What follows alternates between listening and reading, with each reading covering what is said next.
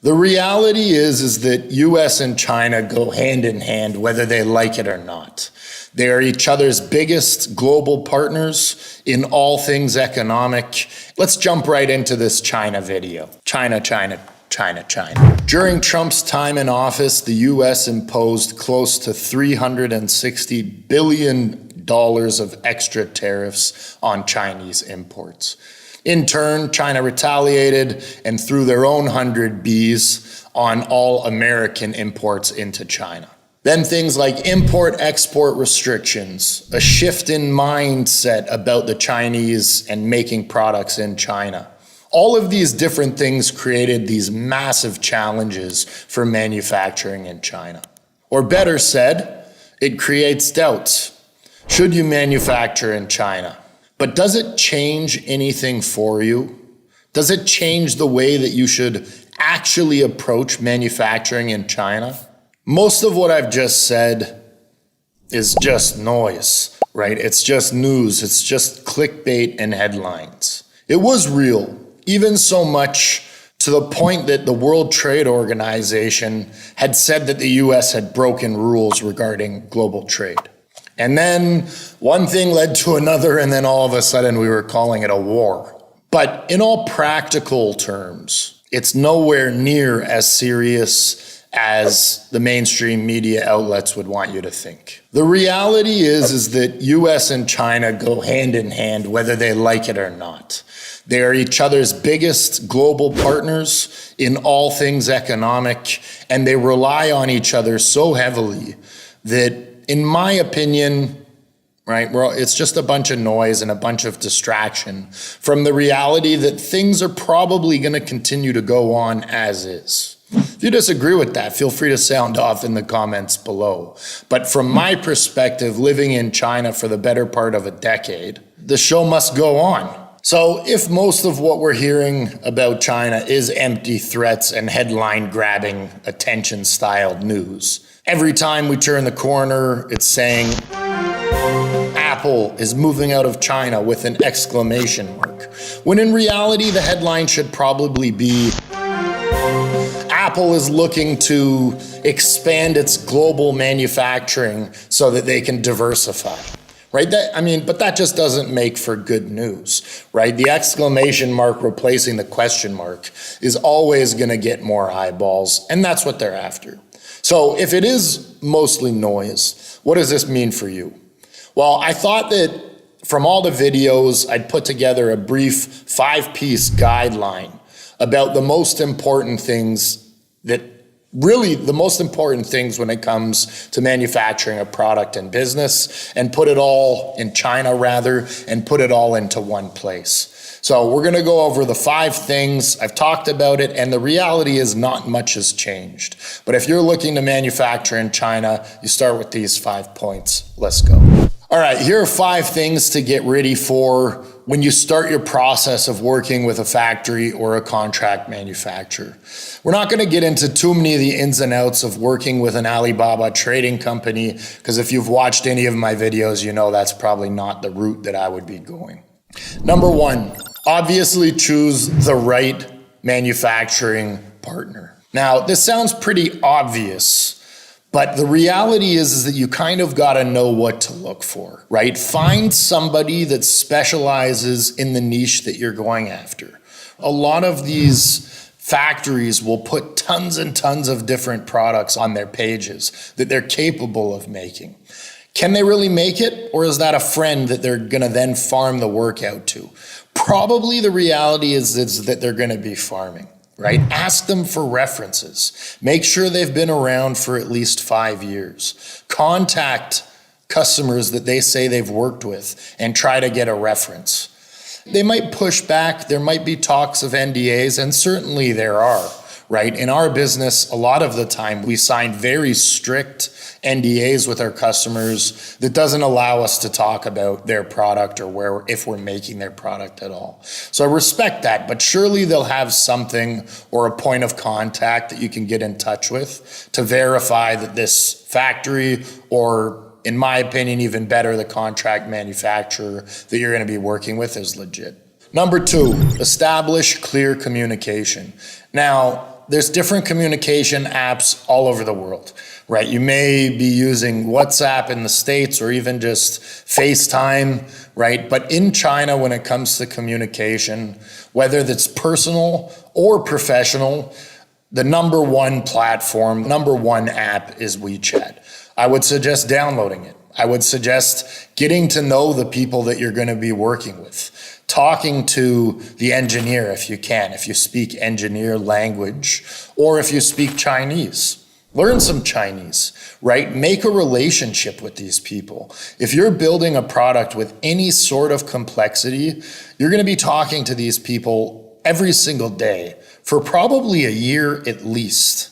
So get comfortable with them and make sure that they're going to get comfortable with you back. The worst thing is to start talking with someone, commit mentally, and then, they're not really talking, they're not really replying. It takes them a week to respond to emails, right? Make rules about what you expect for your communication.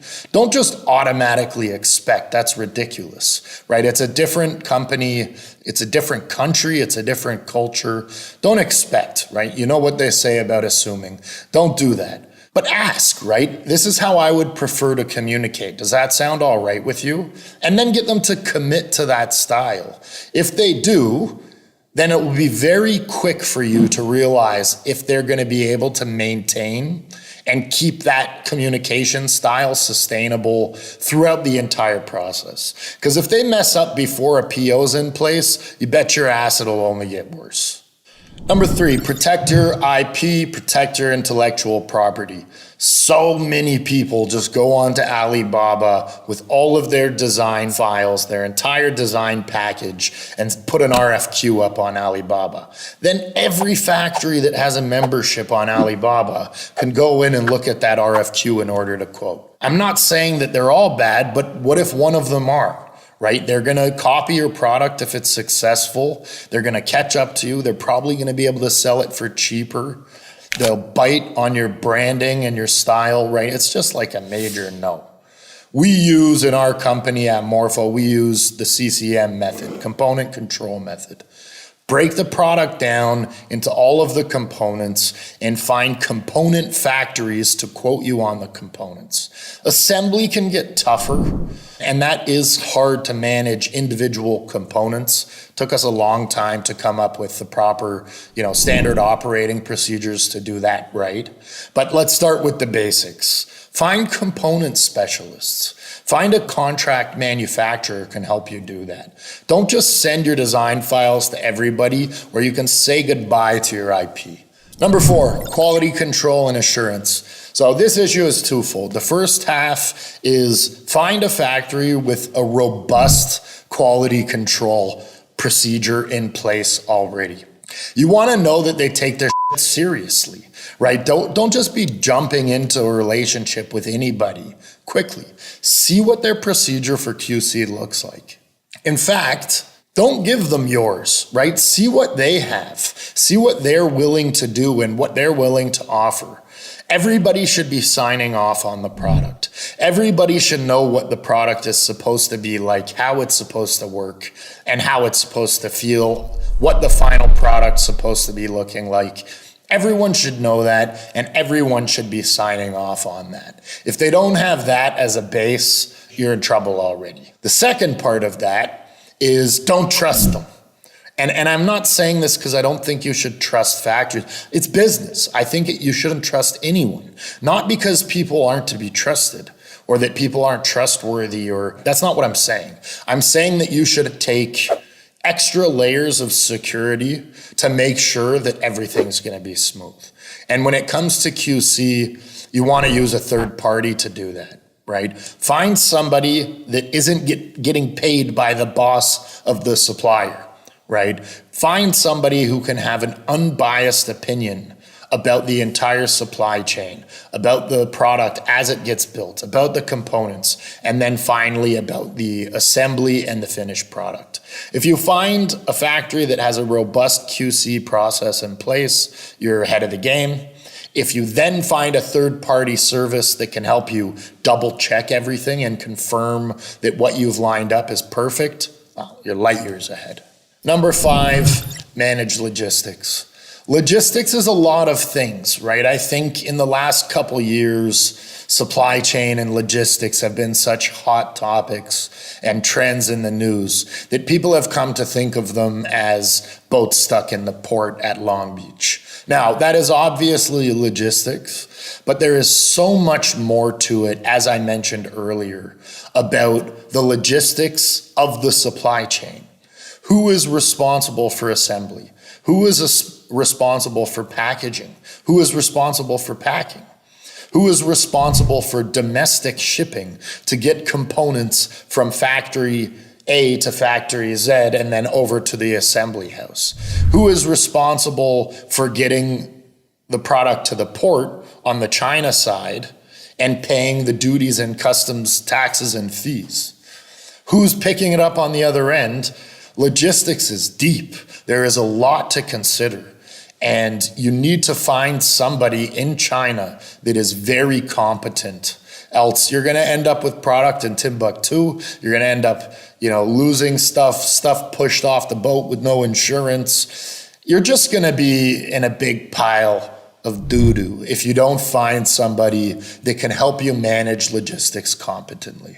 While the Trump era clearly created challenges for manufacturing in China, more importantly, it also showed the resilience of the supply chain in China, and maybe even more important than that, how dependent the world was on Chinese-made goods. It's not going to stop. If anything, I think that it 100% will continue to gain steam.